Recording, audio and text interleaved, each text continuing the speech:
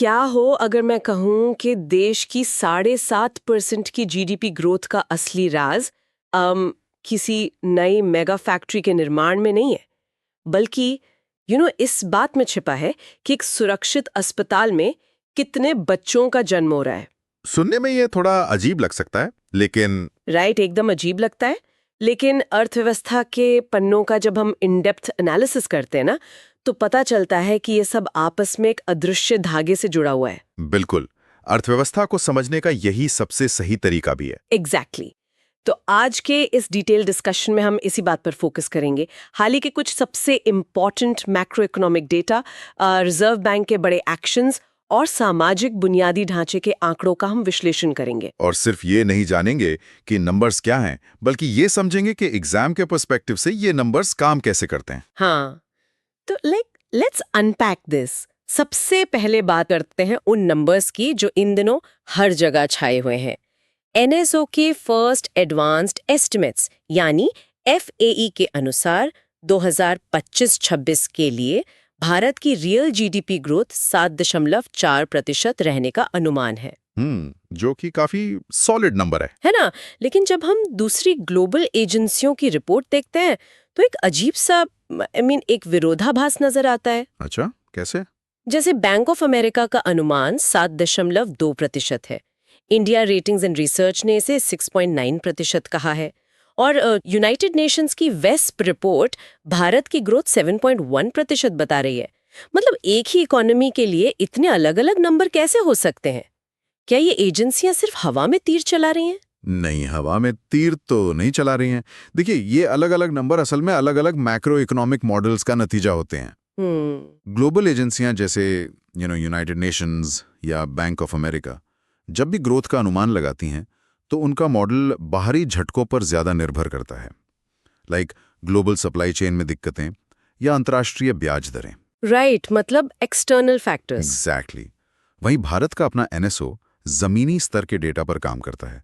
वो देश के अंदर के प्रोडक्शन, टैक्स कलेक्शन और खपत के आंकड़ों का सीधा विश्लेषण करता है। Make sense.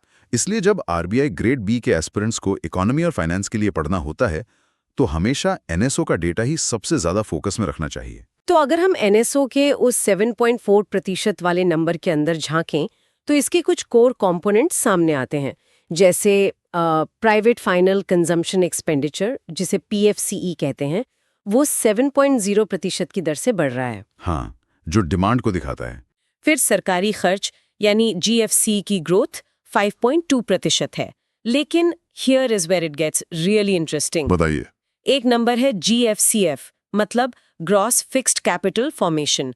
वो सबसे तेजी से 7.8% की दर से बढ़ रहा है। मैं सोच रही थी कि ये नंबर इतना क्रिटिकल क्यों माना जाता है। What is fascinating here is कि जीएफसीएफ किसी भी अर्थव्यवस्था का सबसे असली और टिकाऊ इंजन होता है। वो कैसे? देखिए, अगर लोग सिर्फ सामान खरीद रहे हैं तो वो आज की डिमांड है, लेकिन जीएफसीएफ का 7.8% होना ये बताता है कि देश में नए पुल, नई मशीनरी, नए पोर्ट्स और नई फैक्ट्रियां बन रही हैं। ओह, मतलब फ्यूचर कैपेसिटी बिल्डिंग। बिल्कुल।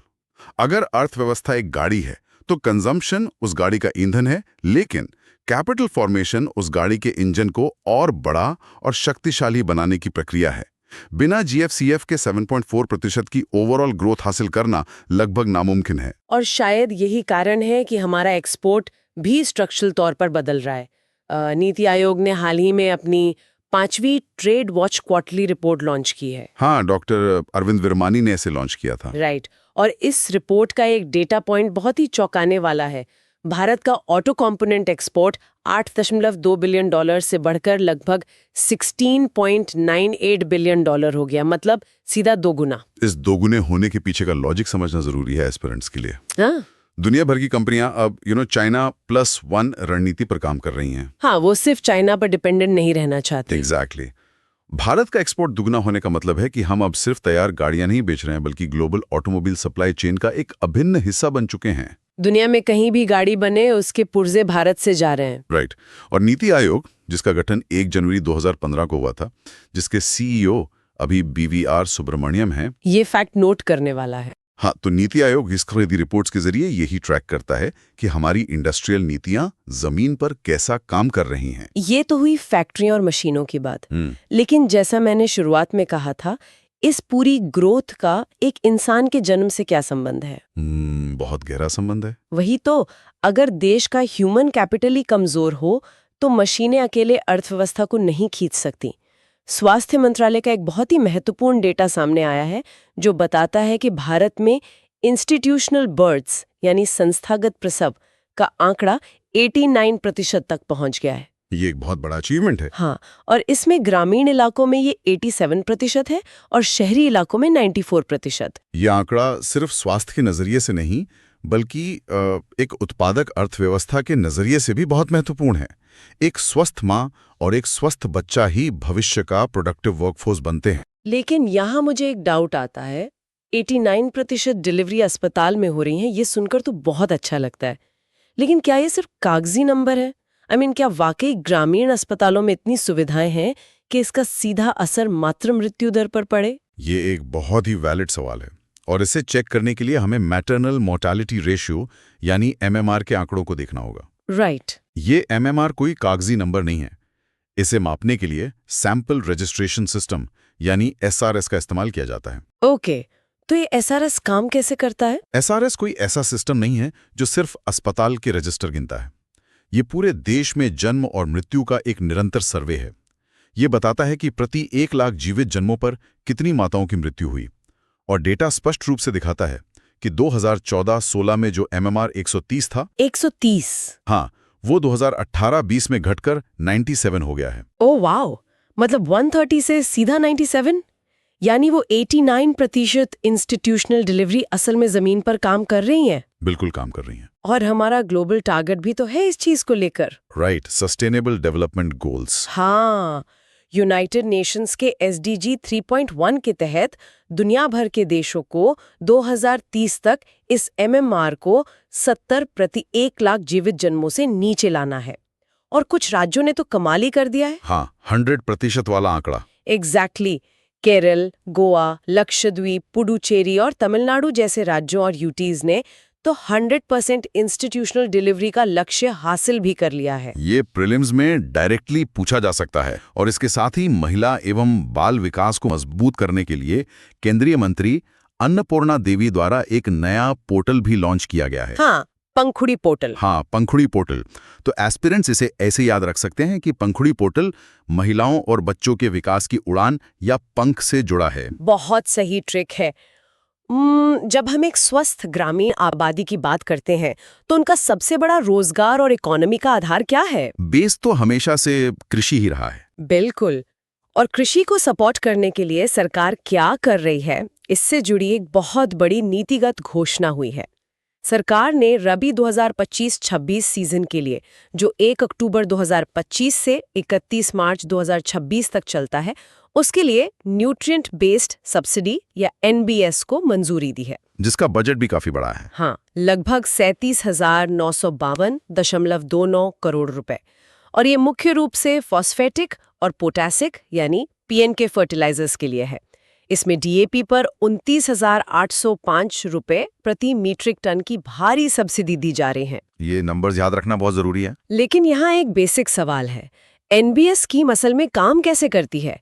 क्या ये 37,000 करोड़ रुपए सीधा किसानों के बैंक अकाउंट में जाते हैं? नहीं, इसका मैकेनिज्म थोड़ा अलग है। अगर पैसा सीधा किसान के खाते में जाए तो उसे डायरेक्ट बेनिफिट ट्रांसफर या DBT कहेंगे। राइट। लेकिन NBS एक इनडायरेक्ट सब्सिडी है। ये पैसा फर्टिलाइजर बनाने वाली कंपनियों को दिया जाता है। तो क्या इसका मतलब ये नहीं हुआ कि ये असल में कॉर्पोरेट कंपनियों की सब्सिडी है जिसे किसान के नाम पर दिया जा रहा है? सरकार सीधे किसानों को कैश क्यों नहीं दे देती ताकि वो खुद बाजार से खाद खरीद ले? ऊपर से देखने पर ऐसा ही लगता है लेकिन इसके पीछे एक बहुत स्ट्रॉन्ग इकोनॉमिक लॉजिक है। अच्छा। देखिए, अगर सरकार किसानों को कैश दे दे और फर्टिलाइजर कंपनियों को सब्सिडी ना दे तो कंपनियों को खाद इंटरनेशनल बाजार मूल्य पर बेचनी होगी। अब अंतर्राष्ट्रीय बाजार में फर्टिलाइजर के कच्चे माल के दाम बहुत तेजी से फ्लक्चुएट होते हैं। हाँ, कभी बहुत ज्यादा, कभी कम। बिल्कुल, कभी एक बोरी खाद 1500 की होगी तो कभी 4000 की। किसान इस अनिश्चितता को नहीं झेल सकता, इसलिए 1 अप्रैल 2010 को जब रसायन और उर्वरक मंत्रालय द्वारा एनबीएस लॉन्च किया गया था, ये डेट इंपॉर्टेंट है, 2010। हाँ, तो इसका उद्देश्य ये था कि सरकार कंपनियों को एक फिक्स सब्सिडी देगी और बदले में कंपनियां किसानों को खाद एक नियंत्रित और सस्ते दाम पर बेचेंगी। इससे बाजार की अनिश्चितता का सारा बोझ सरकार उठा लेती है। Got it. ये एक तरह से रिटेल प्राइस को शॉक प्रूफ बनाने का तरीका है। एग्जैक्टली ये स्टैटिक और करंट का बेहतरीन कॉम्बिनेशन है। Make sense. और जब हम ग्रामीण अर्थव्यवस्था की बात कर ही रहे हैं तो अक्सर हमारा ध्यान सिर्फ खेती पर जाता है, जबकि पशुपालन भी उतना ही बड़ा हिस्सा है। हाँ, एलाइड सेक्टर्स।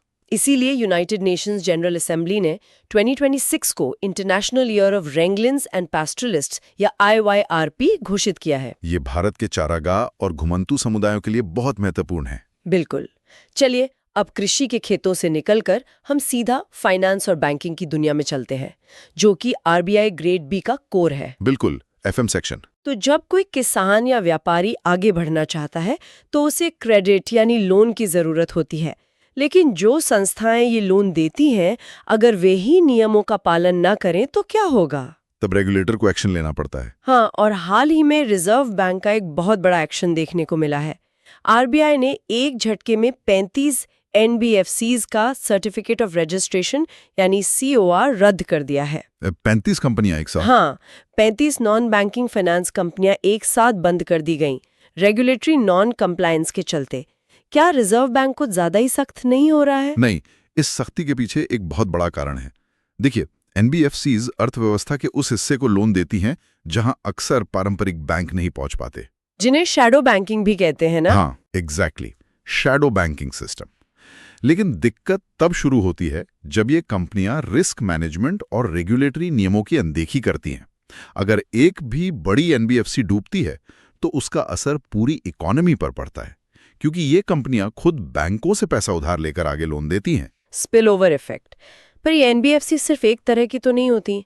मैंने पढ़ा है कि इनके कई अलग अलग प्रकार होते हैं, जैसे ICFC, IFC, IDF NBFC। इनका मतलब क्या है? ये RBI का फेवरेट एरिया है। यहाँ से स्टेटमेंट बेस्ड प्रश्न बन सकते हैं। सबसे कॉमन होती हैं ICFC यानी इन्वेस्टमेंट एंड क्रेडिट कंपनी, जो आम लोगों या छोटे बिजनेस को लोन देती हैं। ओके। दूसरी होती है IFC यानी इंफ्रास्ट्रक्चर फाइनेंस कंपनी, जो बड़े प्रोजेक्ट्स के लिए लोन देती हैं। और आपने जो IDF NBFC कहा, वो इंफ्रास्ट्रक्चर डेट फंड होते हैं जो लॉन्ग टर्म इंफ्रास्ट्रक्चर प्रोजेक्ट्स को फाइनेंस करते हैं। राइट। जब RBI 35 कंपनीज के लाइसेंस रद्द करता है तो इसका मतलब है कि सिस्टम में मौजूद कमजोर कड़ियों को समय रहते हटाया जा रहा है। बिल्कुल सही बात है। और इस पूरे फाइनेंशियल सिस्टम को ट्रांसपेरेंट बनाने में टेक का बहुत बड़ा रोल है। डेफिनेटली। इसी से जुड़ी एक खबर है। FSS नाम की एक फाइनेंशियल सॉफ्टवेयर कंपनी को AI मैनेजमेंट और रिस्क मैनेजमेंट के लिए ISO IEC 42001 सर्टिफिकेशन मिला है, और ये भारत और एशिया का पहला ऐसा सर्टिफिकेशन है। ये एक बहुत बड़ी अचीवमेंट है ना? और टेक की ही बात करें तो HDFC बैंक ने एक बड़ा कदम उठाते हुए रिजर्व बैंक की सेंट्रल बैंक डिजिटल करेंसी यानी CBDC को अपने merchant payment platform smart gateway में इंटीग्रेट कर लिया है। डिजिटल रुपया, ये भारत की डिजिटल इकोनॉमी के लिए एक मील का पत्थर है। लेकिन यहाँ बहुत सारे लोगों को एक कंफ्यूजन होता है। मैं भी कभी कभी सोचती हूँ, डिजिटल रुपया और UPI, क्या ये दोनों एक ही चीज के दो अलग अलग वर्जन नहीं है? आम व्यापारी के लिए इस HDFC स्मार्ट गेटवे इंटीग्रेशन का क्या मतलब है? ये कंफ्यूजन बहुत आम है, लेकिन इन दोनों के बीच एक बहुत बेसिक डिफरेंस है। UPI कोई पैसा नहीं है, ये सिर्फ एक मैसेजिंग सिस्टम है। Messaging system? हाँ, जो एक बैंक अकाउंट से दूसरे बैंक अकाउंट में पैसा ट्रांसफर करने का निर्देश देता है। इसमें हमेशा 2 बैंक शामिल होते हैं, लेकिन CBDC या ई-रूपी खुद एक करेंसी है। ओके। ये बिल्कुल वैसे ही है जैसे आपके हाथ में 500 रुपए का कड़क नोट हो, बस वो नोट डिजिटल फॉर्म में है। ये सीधे रिजर्व बैंक की लायबिलिटी है, किसी कमर्शियल बैंक की नहीं। अच्छा, तो रिस्क भी कम है? बिल्कुल। और HDFC के स्मार्ट गेटवे इंटीग्रेशन का मतलब ये है कि अब एक दुकानदार को डिजिटल रुपया स्वीकार करने के लिए कोई अलग मशीन नहीं चाहिए। उसी एक प्लेटफॉर्म पर कार्ड, UPI और अब सीधे CBDC रिसीव किया जा सकेगा। ये तो बहुत कन्वीनियंट हो गया। बैंकिंग सेक्टर से कुछ और हलचल भी है, लाइक MSME सेक्टर के लिए एक्सिस फाइनेंस ने व्यापार बिजनेस लोन लॉन्च किया है। MSME को बहुत क्रेडिट गैप फेस करना पड़ता है, तो ये एक अच्छा स्टेप है। राइट। इसके अलावा HDFC बैंक ने भारतीय सेना के साथ अपने MOU को 2029 तक रिन्यू किया है, जिसमें दुर्घटना कवर और कुछ अन्य वेलफेयर बेनिफिट्स मिलेंगे। ओके। और एक ग्लोबल लेवल की खबर है कि HSBC प्राइवेट बैंक के नए CEO के तौर पर जॉर्जेस एल हेड्री जनवरी 2026 से कार्यभार संभालेंगे। हाँ, अपॉइंटमेंट से डायरेक्ट क्वेश्चन आते हैं प्रीलिम्स में। एग्जैक्टली। तो चलिए अब हम एक रैपिड फायर मोड में आते हैं।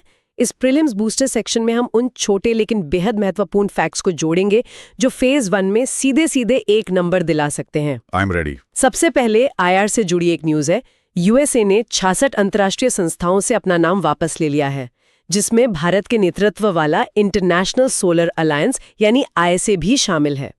ये एक बड़ी जियोपॉलिटिकल शिफ्ट है। हाँ, हम इसके पॉलिटिकल एंगल में नहीं जाएंगे। ये सिर्फ एक कूटनीतिक घटना है जो ओरिजिनल सोर्स में दी गई है। हमें सिर्फ फैक्ट्स पर ध्यान देना है। बिल्कुल। एस्पिरेंट्स को बस ये याद रखना है कि ISA की स्थापना 2015 में हुई थी और इसका मुख्यालय गुरुग्राम में है। राइट। और हिस्ट्री या डिस्कवरी की बात करें तो महाराष्ट्र के पुणे में 2000 साल पुराना सातवाहन काल का भारत का सबसे बड़ा सर्कुलर स्टोन लैबिरिंथ खोजा गया है। ये आर्ट एंड कल्चर का अच्छा सवाल बन सकता है। फिर साइंस एंड टेक में मेक्सिको के पोपोकाटिकमेटल ज्वालामुखी के अंदरूनी हिस्से का पहली बार AI से 3D मैप बना है। पोपोकाटिपेटल नाम थोड़ा मुश्किल है पर याद रखना होगा। हाँ, और अमेज़न ने वेब ब्राउजर के लिए alexa.com लॉन्च किया है। ओके। डिफेंस में स्वदेशी तेजस की पहली उड़ान की सालगिरह मनाई गई। NSG यानी ब्लैक कैट्स के नए हब अहमदाबाद और अयोध्या में बनाए जा रहे हैं। और क्रिमिनल इन्वेस्टिगेशन के लिए CBI को CCTNS से जोड़ा गया है, जिसे ICJS2 भी कहा जाता है। ये इंटरऑपरेबल क्रिमिनल जस्टिस सिस्टम वाला पार्ट बहुत इंपॉर्टेंट है गवर्नेंस के लिए। ट्रू। एनर्जी सेक्टर में भी एक अपडेट है। IRE डे को MNRE द्वारा फाइनेंशियल ईयर 25 के लिए एक्सीलेंट रेटिंग मिली है। यहाँ स्टैटिक फैक्ट भी बता दूं कि IREDA एक नवरत्न NBFC है जिसकी स्थापना 1987 में हुई थी। ये सीधा सवाल बन सकता है कि कौन सी रेटिंग मिली। उत्तर है एक्सीलेंट। परफेक्ट। और इंडियन गैस एक्सचेंज यानी IGX बेंचमार्क में 15% की गिरावट आई है। इसके अलावा 8 जनवरी को अर्थ्स रोटेशन डे मनाया गया, जो लियोन फुको के पेंडुलम एक्सपेरिमेंट की याद में होता है। बहुत बढ़िया। और लास्ट में कुछ बुक्स और स्टेट न्यूज़ है। PM मोदी के भाषणों की किताब खतबाते मोदी उर्दू में छपी है। और आंध्र प्रदेश ने नेल्लौर में द गादार्ती ग्रीनफील्ड एयरपोर्ट को मंजूरी दी है। ये सारे फैक्ट्स प्रीलिम्स के लिए बहुत स्कोरिंग हो सकते हैं। बिल्कुल। तो अब वक्त है एक क्विक रीकैप का। आज के सबसे महत्वपूर्ण नंबर्स का मैं एक बहुत तेज मेगा रिवीजन कर देती हूँ। Go ahead. NSO के हिसाब से रियल GDP ग्रोथ का अनुमान 7.4% है। इंस्टीट्यूशनल बर्थ्स 89% तक पहुंच गए हैं। RBI ने 35 NBFCs का लाइसेंस रद्द कर दिया है और सरकार की NBA स्कीम का रबी सीजन का बजट लगभग 37,000 करोड़ रुपए है। Perfect revision. और आज का डिस्कशन खत्म करने से पहले मैं सभी एस्पिरेंट्स के लिए एक विचार छोड़ना चाहता हूँ। बिल्कुल, बताइए। आज हमने FSS को AI सर्टिफिकेशन मिलने और HDFC के CBDC विस्तार की बात की। अब जरा सोचिए, जब भविष्य में सरकार की न्यूट्रिएंट बेस्ड सब्सिडी जैसी योजनाएं जहां 37,000 करोड़ रुपए कंपनियों को जा रहे हैं, हाँ। अगर ये सब्सिडी सीधे किसानों को AI ड्रिवन प्रोग्रामेबल डिजिटल रुपये के जरिए मिलने लगे तो क्या होगा? मतलब ऐसा डिजिटल रुपया जो सिर्फ खाद की दुकान पर ही खर्च हो सके। वाह, मतलब कोई लीकेज नहीं। एग्जैक्टली। तो भारतीय बैंकिंग और हमारे राजकोषीय घाटे यानी फिस्कल डेफिसिट पर इसका क्या असर होगा? एस्पिरेंट्स को इस नजरिए से अपने फेज 2 के डिस्क्रिप्टिव आंसर की तैयारी करनी चाहिए। Mind blowing thought. डेटा को सिर्फ रटना नहीं है, उसे इस तरह से फ्यूचर से कनेक्ट करना है। बहुत ही शानदार डिस्कशन रहा आज का। उम्मीद है कि ये इन डेप्थ एनालिसिस आप सभी की परीक्षा की तैयारी को और भी मजबूत बनाएगा। अच्छे से पढ़ते रहिए, चीज़ों को कनेक्ट करते रहिए। Take care.